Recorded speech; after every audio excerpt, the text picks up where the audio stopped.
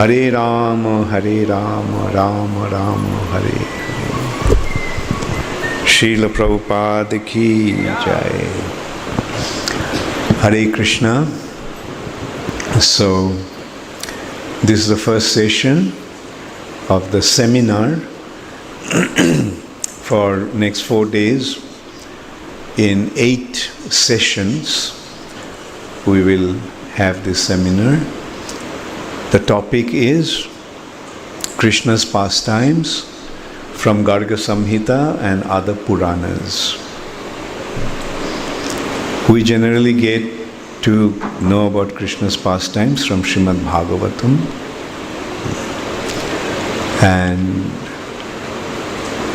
but Krishna's pastimes have also been described in various Purans and Samhitas.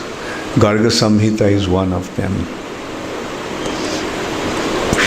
Do you all remember who is Garga Muni? Garga Muni is the family priest, the Kula Guru of the Jadu family, Jadu dynasty. You remember Garga Muni came to Gokul for name-giving ceremony for Krishna and Balaram. Vasudeva actually sent Garga Muni. My 2 sons are there, so please give their names. Name-giving ceremony is one aspect of Vedic culture, one of the sanskaras, one of the processes of purification. So Garga Muni came and revealed who is Krishna, who is Balaram. He gave the names. And Garga Muni actually knew who Krishna was. He knew that he was the Supreme Personality of Godhead. While giving his name, he actually told that this boy, this child, appears in 3 other yugas. Sheta, Rakta, Statha Pita, Idaning Krishna Tangata. This boy came in 3 other yugas, Satya Yuga, Treta Yuga and Kali Yuga. He comes assuming 3 different colors. In Satya Yuga, he appears as Sweta, white. In Treta Yuga, Rakta, red. And in Kali Yuga, Pita, yellow or molten golden. Idaning, now, in Dwapar Yuga, Krishna Tangata. He has appeared in his dark complexion, Sham Shundar complexion. Idaning Krishna Tangata. Ashan Barnas Trayo Hi Eshan Grinhati Anujugang Tanu. Grinhati, he assumes, Anujugang, according to the Juga, Tanu, his form. And there, Sweta, Rakta, Stathapita, Idaning Krishna Tangata. Now he has appeared as in his dark complexion. So in this way we can see Garga Muni knew who Krishna was. So Garga Muni went to Naimisharanya. You know that sages assemble there to perform a yajna, 1,000-year-long yajna, to purify the atmosphere of advent of Kali. Kali Yuga is about to come, and there was a need for purifying. They knew that the Kali Yuga is going to be a very, very difficult age. It will be very, very contaminating, very, very degrading age. Therefore, they thought that this performance of sacrifice will purify the atmosphere. And that's the time Sutta Goswami also came and gave them Srimad Bhagavatam. So Garga Muni also happened to be there. And Shaunaka Rishi, the head of the sages, he also asked Garga Muni, please tell us about Krishna, the Supreme Personality of Godhead, and his pastimes. Garga Muni did not narrate his own experience to the sages there. Garga Muni actually narrated what Narad Muni, how Narad Muni described to King Bahulashya. Bahulashya was a great king from Mithila, where Sita Devi appeared. So in the same family, there was a king, Bahulashya. Bhagavatam also describes about King Bahulashya. He was such a great devotee that Krishna personally went to meet with him in his kingdom. But Krishna had one problem when he went to see him. There was a very poor Brahmana whose name was Shrutadev. He was also in the same city. So Krishna felt that I am going to see this very exalted devotee, Bahulashya, who is the king, but there is a poor Brahmana who is also a great devotee. So what Krishna did? Krishna expanded himself into two forms. One, Krishna went to Bahulashya, and other Krishna went to Shrutadev. So this is how merciful Krishna is. This is how Krishna displays his mercy towards his devotees. So this Bahulashya, although he had personal association of Krishna, but he also wanted to hear about Krishna. So one day when Narad Muni came to his palace, he requested Narad Muni to describe about Krishna. So Narad Muni narrated Krishna's pastimes. So this is actually the background of Garga Samihta. Why I principally selected Garga Samihta? Because Garga Samihta gives some episodes of Krishna, some pastimes of Krishna in a more elaborate way. Like, and so that's why, like Bhagavatam is giving us the descriptions of Krishna's pastimes. But actually Bhagavatam is giving it in a very concise way. But in other Puranas we get more elaborate descriptions, and some of the pastimes are more elaborately described in Garga Samihita. And so when Bahulashya asked about Krishna, not that Bahulashya didn't know who Krishna is, but the devotees describe Krishna's pastimes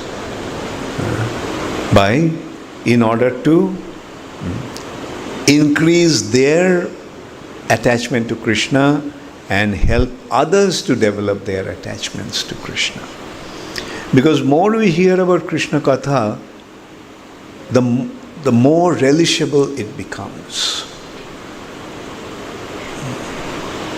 That's the difference between Krishna's pastimes and mundane activities. Mundane activities we just hear once and we get tired. Even the best dramas, best movies, how many times you go to see that? I know that you don't go to, but generally people. There are some drama that had been going on for a long, long time. Les Miserables in London is going on for years. But people don't go to see it every day. People just see it once. Those who have seen once, they had seen it best. It's only those people who come from all over the world people come to London, and one of the things they do is to go and see Les Miserables. That's why house is always full. That's why the show is going on for years together. So like that, there are mundane activities, we just hear once or see once and we get tired of it. But that's not the case with Krishna Katha, Krishna's pastimes. The more we hear, the more we relish it. The more it comes with greater revelations, greater understanding, greater realizations. That's the wonderful thing about Krishna Katha. So, that's why it also helps us when there are more details. When there are more details, we get to relish it even more. And so he pointed out that who Krishna is. Krishna has various incarnations. Just as Srimad Bhagavatam it has been described. There are various incarnations. But all these incarnations are ete changsha kala pungsha. They are all parts and parts of the parts. But Krishnastu Bhagavan Swayam. Sri Krishna is Swayam Bhagavan, the Supreme Personality of Godhead. The original Supreme Personality of Godhead. Then Narad Muni started to describe the condition of the earth planet due to the demoniac influence. All the demons, they were tormenting Mother Earth. And as a result of that, Mother Earth, in the form of a cow, went to Lord Brahma and told Brahma, please do something. You are the head of this universe. You are the most powerful personality in the universe. So look what these demons are doing to me.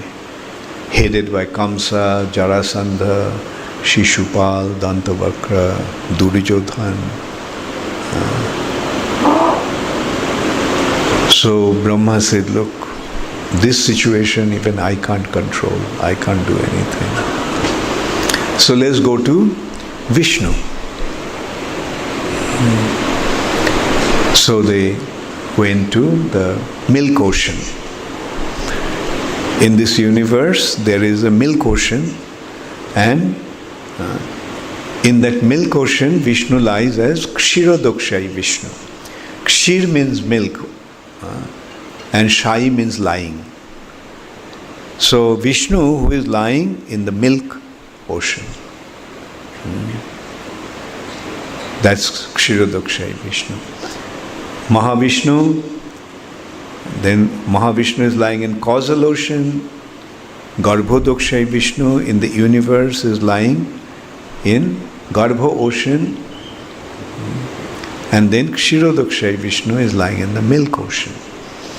And this Kshirodakshayi Vishnu is the source of all incarnations in this universe.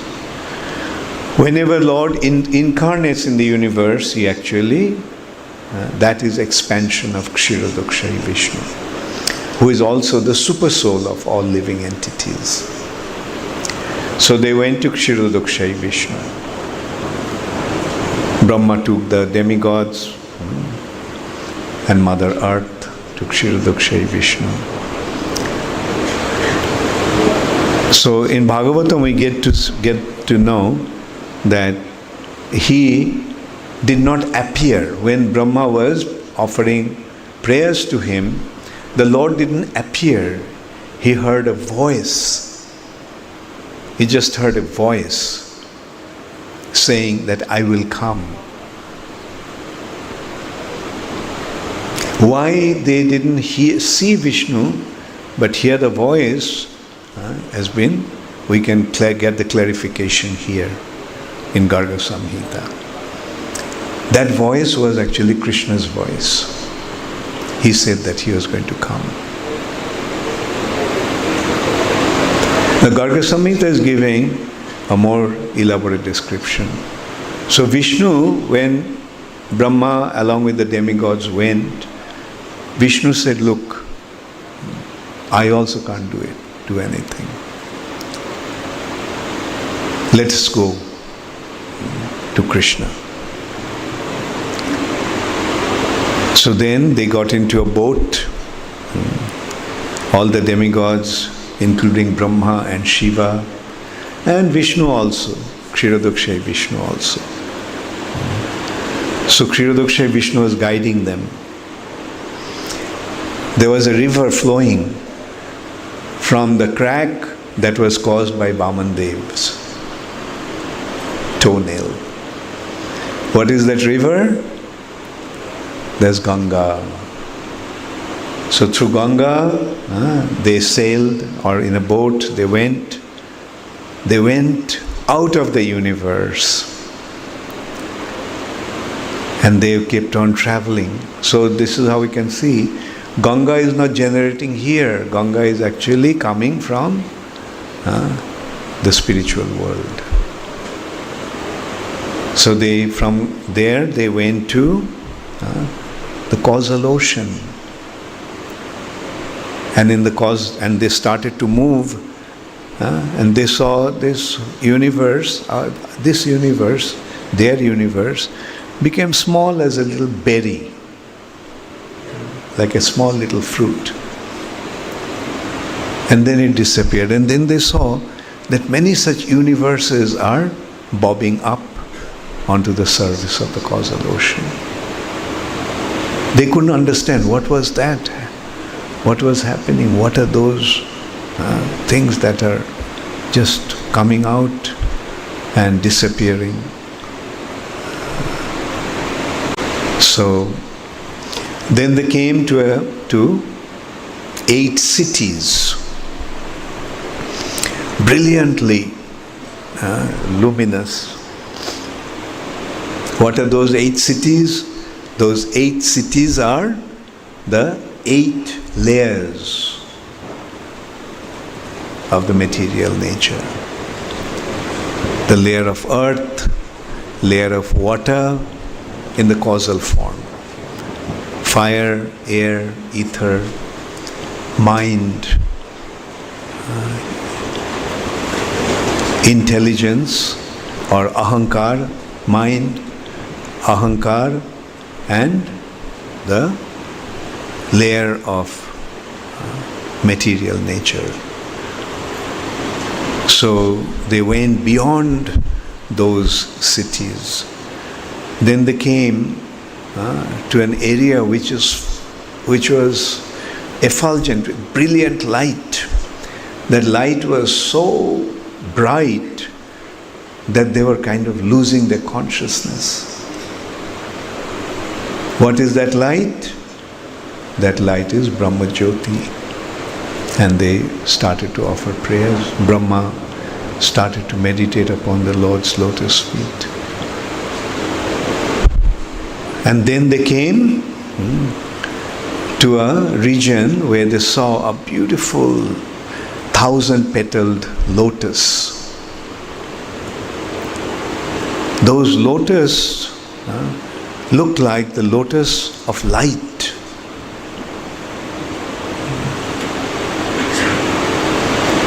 And in that lotus, on that lotus, there was Anantashesh, expanding his 1,000 heads. And on top of that was Golok, Krishna's abode. So they came to the gate of Golok and they saw some extremely beautiful ladies were guarding the gates. And so they asked that lady, who was the head of the gatekeepers, and she asked, who are you? So Brahma said, we are coming from the universe. Here is Vishnu, Shiva, and all the demigods. We have come because the earth planet is in a great distress there. Mother Earth came to be rescued from that distressful condition. So this lady asked, which universe are you coming from? No, she then went inside, and then after some time she came back and she introduced herself. My name is Sata Chandranana. Sata Chandranana means, Sata means 100. Chandra means moon. And Anana means face. She was so beautiful, her face was like hundreds of moons. So she came and asked, from which universe did you come? So Brahma became a little bewildered. Which universe? How many universes are there? So then Vishnu intervened. He said, we are coming from the universe where Lord appeared as Prishnigarbha, and Lord Brahmana cracked the covering of the universe by his toenail. So she went inside again and she came back and said, come in. The Lord is willing to see. So they went inside the gate and they saw this beautiful place and millions of cows everywhere and very handsome cowherd boys attending those cows. And there are so many beautiful women that their beauty cannot be described by words. And the whole place seemed to be so full of joy that just by being there, they were experiencing inconceivable joy. So they finally came, Krishna, and on the left-hand side of Krishna was sitting on a throne, and on his left-hand side was Srimati Radharani. So Brahma offered obeisance, all the demigods offered obeisances and offered prayers, and then Brahma started to narrate why they came there and asked him to help them from this miserable condition that the earth is facing. So upon hearing, Krishna said, okay, I'll come. I'll take birth in the Jadu family, and you tell all the demigods also to take birth. I'll come with my brother Balaram, and Kamdev will become Pradyumna, my son. And Brahma, you will become the son of Pradyumna. Your name will be Aniruddha. So this way Krishna described how he will come along with his Chaturbhuha,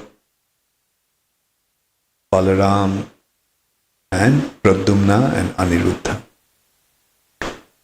So when Krishna was telling that he would go to the earth planet, Radharani became so sad, started to cry as if she was going to faint. So Krishna consoled her, don't worry Radha, you will also come with me. Radharani said, no, I don't want to go to a place where there is no Vrindavan, there is no Govardhan, there is no Kali.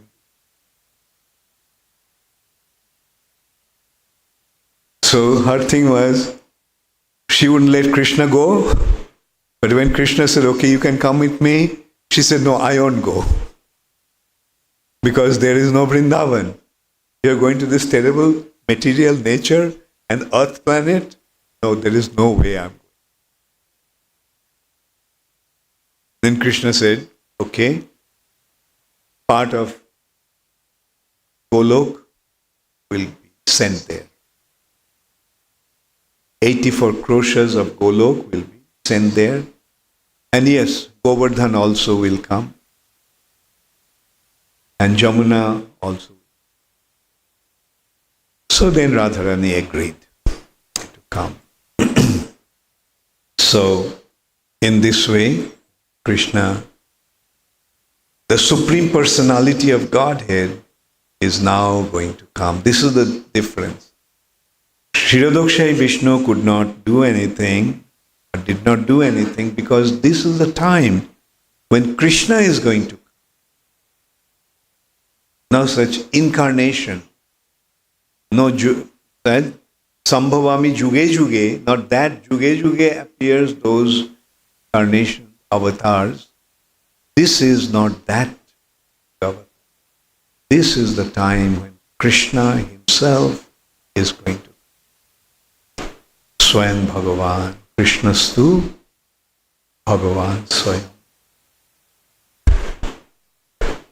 That original Supreme Personality of Godhead to come. So, and in this way, Krishna decided to come. Now, in there, various anyway, they experience that Krishna is the Supreme Personality, who is the source of all income.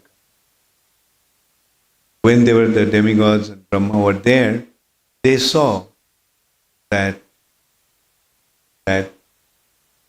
Narayan, Vaikuntha, came there and he merged in Krishna. Then they saw Sahasrashesha Purusha appear there, merge in Krishna's body. They saw Nishingadev come and then enter into Krishna. Lord Ramchandra came, entered into Krishna. So in this way, they saw that how different incarnations parts.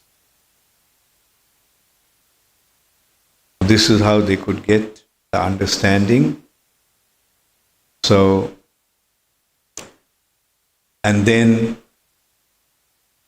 they went back to their respective places. And the earth's condition was so terrible because demons were causing stress. It was the end of Dwapar Yuga. And the demons were, they have taken over the control, especially Kamsa. Kamsa was one of the main culprits, the greatest of the demons. And he actually Kamsa was a demon called Kal Nemi. And when the milk ocean was churned, in order to get the nectar, there was a fight ensued between the demigods. And at that time, Hari, Supreme Personality of Godhead, killed Kal. Although he was killed by Hari, he was revived. Shukracharya has power to revive a dead person, called Mrita Sanjivani mantra. Mrita means dead. Sanjivani means reviving, giving life back again to a dead man. So Shukracharya, the guru of the demons, has the power to revive the dead. So Kaldemi was revived. He was he got his life back again. But this time he wanted to take revenge against Hari. Okay, Hari killed me, so I will kill her. So this Kalnemi appeared as Kamsa. And there is also another history of Kamsa's birth. King Ugrasena had a beautiful wife, Padmavati, queen. And one day when Padmavati was roaming in the garden, a demon called Drumila became enchanted by her beauty. So this demon assumed the form of Ugrasena and approached Padmavati. So Padmavati thought it was her husband. So they united. But at that time she realized that it was a demon. It was not her husband. But it was too late.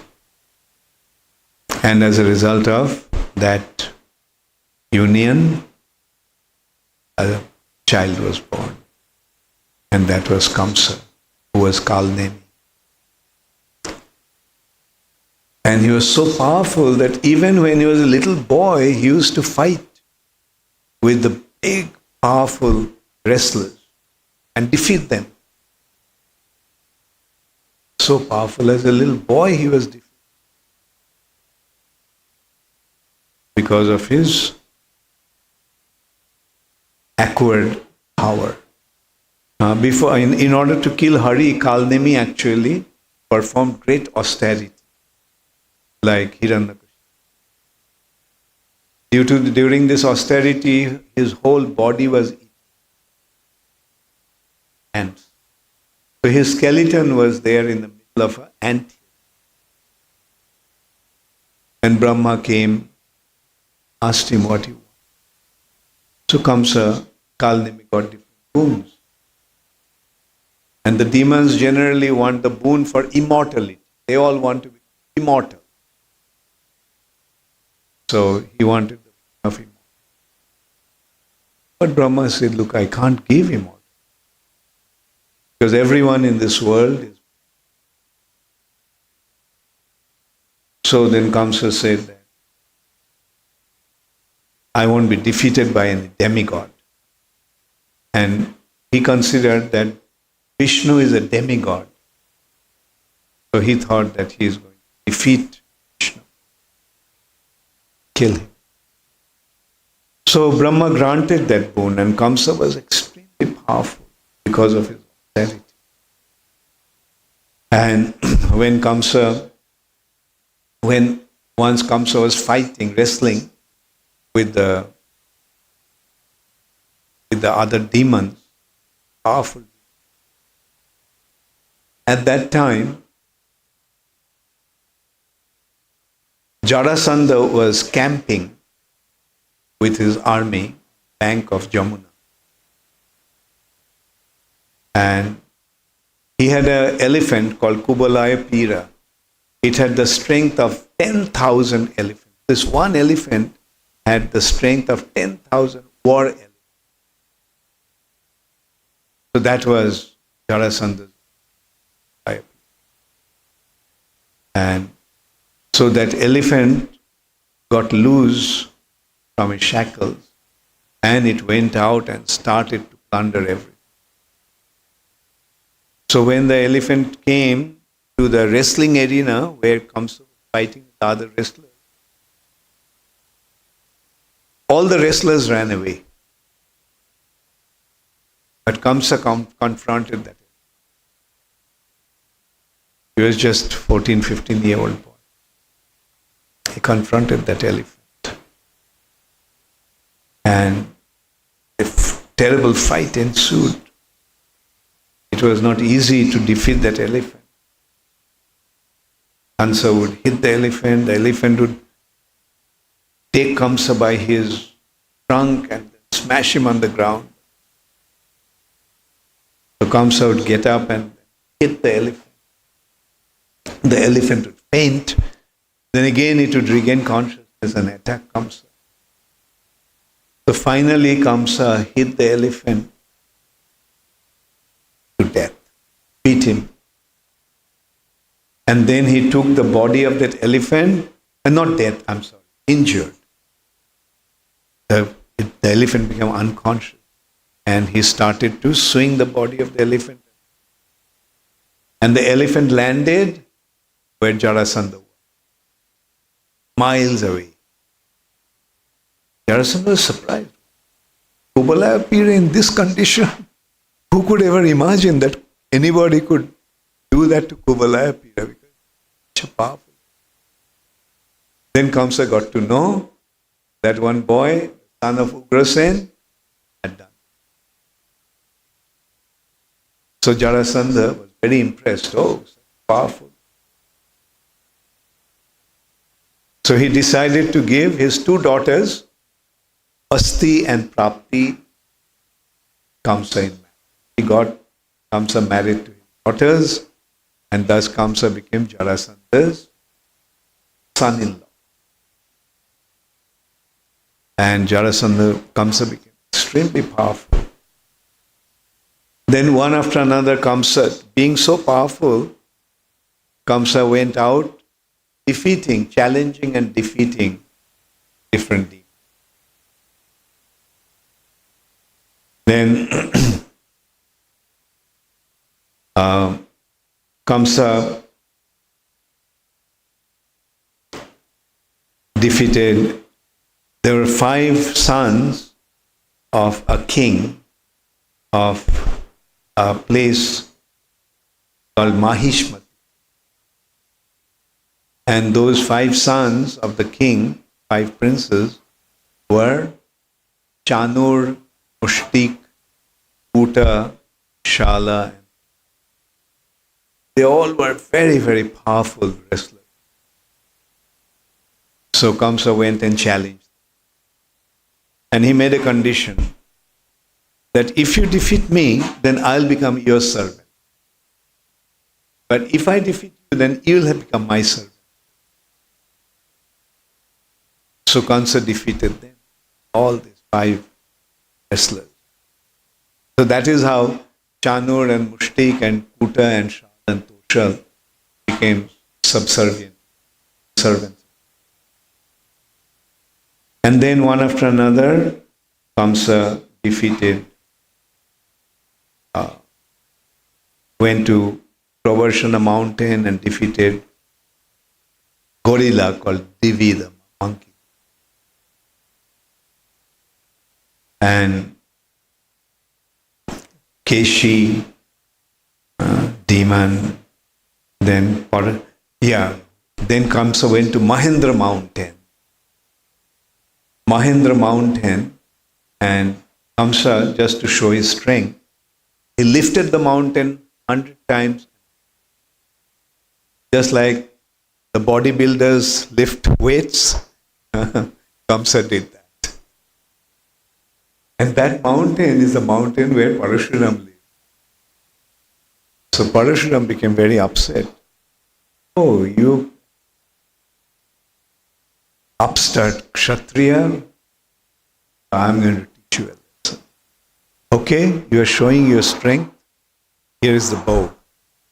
This bow was given by Vishnu, Lord Shiva, in order to kill Tripurasura. And then when I decided to chastise the Kshatriyas, Lord Shiva gave me this bow. So let's see if you can string this. If you can, then I'll consider that you have this challenge to encounter. So Kamsa took that bow, and quite easily he strung the bow. So Then Parshuram, and then he told Parshuram, I'm not a Kshatriya, I'm a demon. So Parshuram became quite pleased with Kamsa, and he gave him the bow. And he said, take this bow, but one thing, once this bow is broken, then that will be the time when he will die. And the person who breaks the bow, kill you. So that is why we see that Krishna went to Mathura, and it was this bow that was being kept. So anyway, I will come to that part. So in this way, Kamsa got the bow. And by subduing all the demons like Keshi, Chanura, Shtika, Shal, Tosha, and Arishta, and all these demons Kamsa defeated. And Kamsa started to go to challenging different demons. And there was a demon called Narakasura. Narakasura. So he went and challenged Narakasura. Narakasura's capital was Pragjyotishpur. Pragjyotishpur is today's Assam. So that was the capital of Narakasura. So when Kamsa challenged him, Narakasura himself didn't get into the fight. He sent one of his assistants, Pralamba Sura. So Kamsa defeated Pralamba, and after that he defeated different demons like Vatsasura, Bakasura. Kamsa defeated them. Then Bakasura, after being defeated, surrendered to Kamsa and accepted him as master. And Kamsa said, okay, I accept you as my brother. So then Bakasura's sister came to fight with Kamsa. Who is that? That's Putana. Putana came to fight with Kamsa. Then Kamsa said, look, I have accepted your brother as my brother, so that way you are like my sister. And besides that, I don't like to fight with you. So anyway, I accept you as my sister. So this is how Putana became Kamsa's consort. Putana became Kamsa's servant, maid servant. So in this way, Kamsa defeated like Pralambasura, Dhenukasura, Trinvartasura, Bakasura. And then Narakasura then accepted defeat and made friendship with Krishna. So then Kamsa went to Shonitpur, the capital of Banasura. And Kamsa also defeated. Before they got into fight, Lord Shiva really came. Lord Shiva was protecting Banasura. So he told Banasura that, look, you can't kill him. Only Krishna will kill him. So make friends with him. So on Lord Shiva's advice, Banasura also became Kamsa's associate. So then Kamsa started to attack demigods. And that's also an elaborate description how Kamsa defeated the demigods. And after defeating the demigods, Kamsa took throne of Indra and brought it to Mathura. Now, in the meantime, Garga Muni went to Ugrasen's assembly. Ugrasen was the king of the Jadus. And his brother is Devak. Devak had a beautiful daughter. Her name was Devaki. So Garga Muni went and told Ugrasen and Devaki, Kamsa also was there, that the suitable match for your daughter is Vasudev. So get her married to Vasudev. So being advised by their Kula Guru, by their family priest, they decided to marry Devaki to Vasudev. And with great pomp, the wedding took place. And Kamsa himself decided to take his sister Vasudev to the palace of King. Devaki's palace. Vasudev's palace. And as you all know, like while they were driving, Kamsa heard this voice from the sky saying that the eighth son of your sister, whom you are carrying so affectionately, in-laws' house, husband,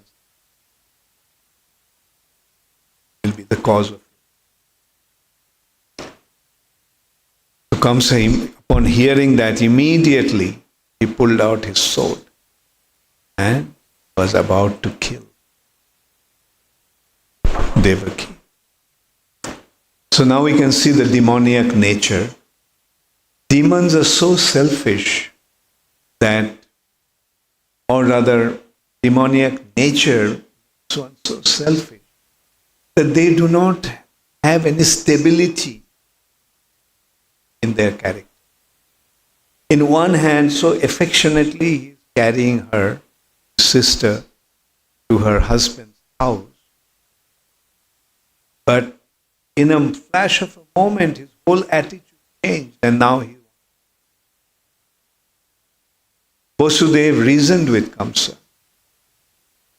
Kamsa, you are a great hero. What will happen to your reputation if you kill a woman, especially your own sister? And this way, Vasudev kept on advising Kamsa. Why are you afraid of death? Death is born as soon as one is born. And the life is a journey from birth. It's a journey. And at the end, we are going to meet the destination. And the destination is death. Actually, all of us, living entities, we are constantly moving towards death. But death is not the end. Another body is generated already for one to go into. When one leaves one body, another body is there already to take over. But Kamsa was such a so demoniac that he wouldn't listen to any good advice. Then finally Vasudev told, look, Kamsa, you have nothing to be afraid of Devaki. It's Devaki's son that you can expect any such onslaught. So spare Devaki. I promise that when the children are born, I will take them. So now Kamsa knew that Vasudev was very, very truthful, extremely truthful. So he accepted his assurance. And he agreed. Okay, so he let Devaki go. And as the children were being born, Kamsa was killing them one after another. Now here is also one thing that you see in the Vedic culture, we see that how the happenings of the present has relationship to the happenings in the past. It's the past that creates the present. Whatever is happening to us is not happening accidentally, but it's happening due to karmic arrangement. So, actually what happened is, okay, now Kamsa is going to kill all these 6 children.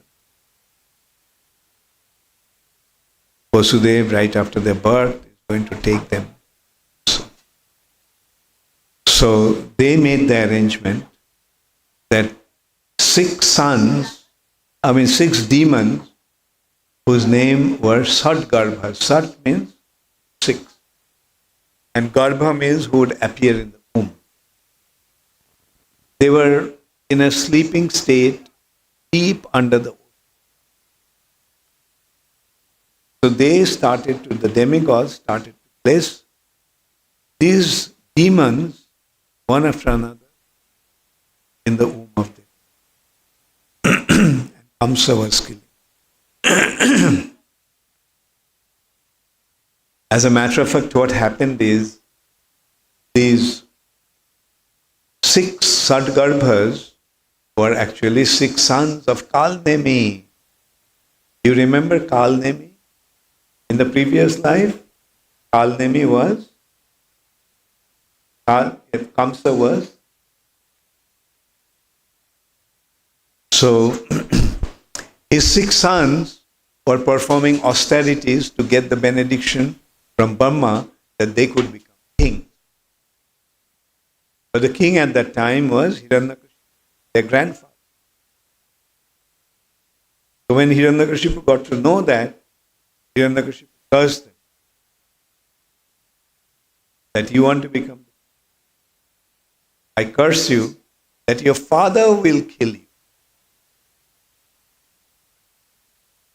So now you see, this Kalnemi became Kamsa, and these Sadgarbhas had been placed in the womb of Devaki one after another by the arrangement of the demigods, and the curse of Hiranyakashipu fulfilled. Father killing. So this is how 6 children were killed. Devaki and Vasudeva. When Kamsa was killing Vasudev's son this way, Ugrasen tried to stop Kamsa. Kamsa would not listen. Ugrasen, father said, why are you doing that? Your sister's children, you're killing them. But Kamsa wouldn't listen. So Ugrasen then sent the army to arrest Kamsa. But Kamsa was so powerful that he, with his army, defeated Ugrasen's army, and he went and captured Ugrasen and put him. And he became the king now. Another characteristic of a demon. They don't care for their father even. If the father comes on their way, they don't mind wiping out. So this is how Kamsa actually imprisoned. Ugrasen was imprisoned in Kamsa. So in this way, now 7th child appeared. Who is the 7th child? 7th child of Devaki and Vasudeva is Balaram. And he stayed in the womb of Devaki for 7 months.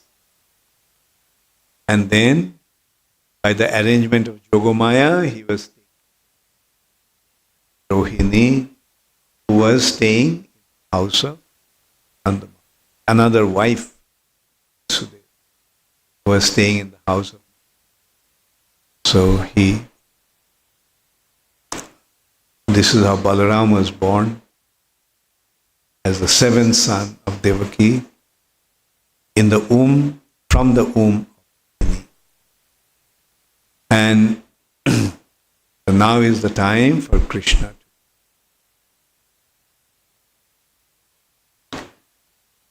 Now Kamsa actually imprisoned at this time Vasudeva and Devaki, so that they cannot unite to give birth to the eighth child. So this is how Kamsa tried every possible means to stop the. First of all, he killed all the 7 children, and now he tried to stop Krishna's appearance as eighth son. So they put them in the prison, shackled them. And how he actually put them in prison, I don't feel like describing because it's too painful even. But still, Krishna appeared in the heart of Vasudeva, and from Vasudeva's heart, he was transmitted. And he appeared to Devaki's womb. So this is how Krishna appeared, and in due course of time, Krishna was born. A beautiful child. They could see it's Narayan or Ram. But Devaki and Vasudeva became overwhelmed with emotion.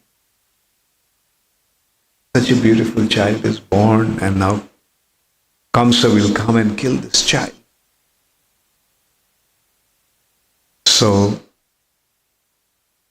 seeing their anxiety and fear, Krishna assured them, don't worry.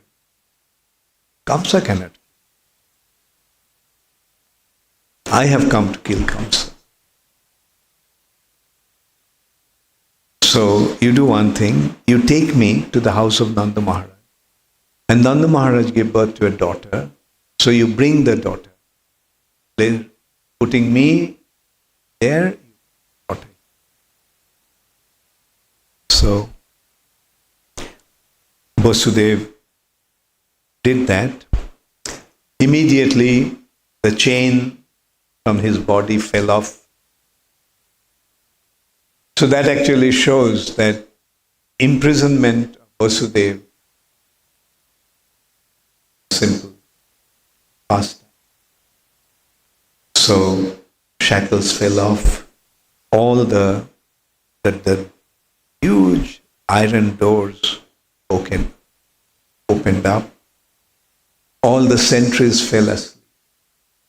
Vasudeva took the little child, Nanda Maharaj's house, but that house was on the other side of Jamuna.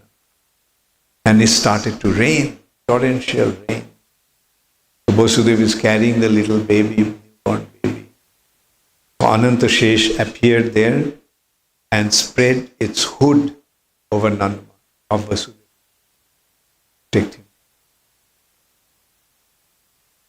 Then he came to the bank of Jamuna, and Jamuna was in full spate. The river was overflowing from.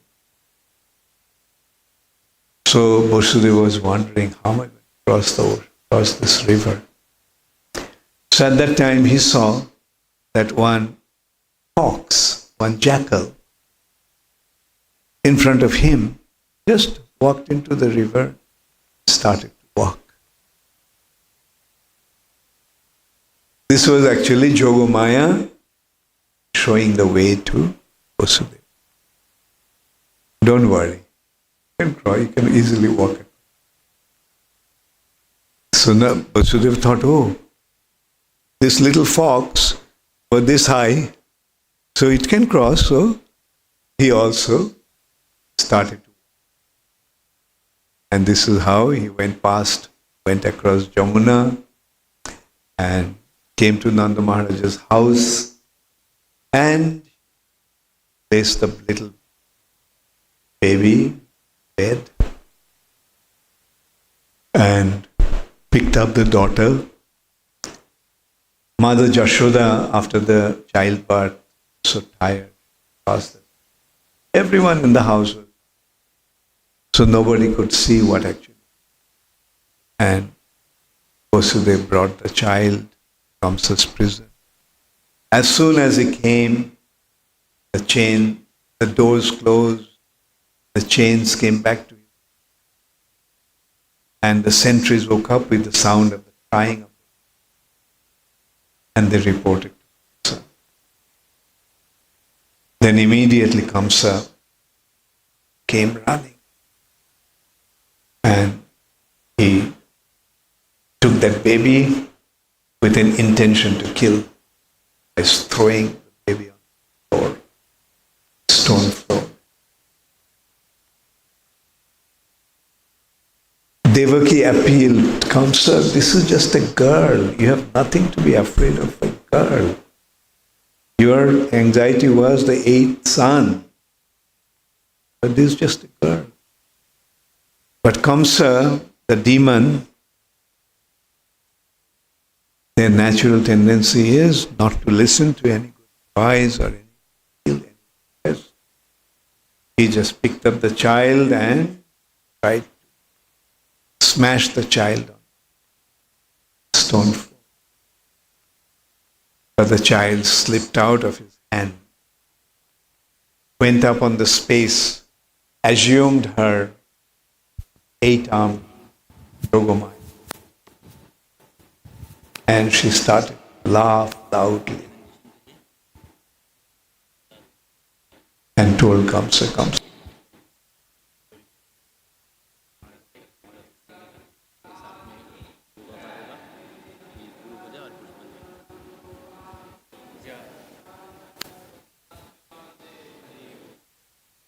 Hare Krishna, Krishna Krishna, Hare Hare, Hare Rama, Rama Rama, Hare Hare. So we would like to now invite devotees who like to offer their heartfelt glorification and offerings to His Holiness Bhakti Charu Maharaj. After that, we expect His Holiness Swami Maharaj to come and glorify Maharaj on this auspicious Vyasa Puja ceremony. And then Bhoga offering will be done. Pushpanjali and Aarti will be offered to Maharaj. So devotees who are keen in offering may kindly come forward.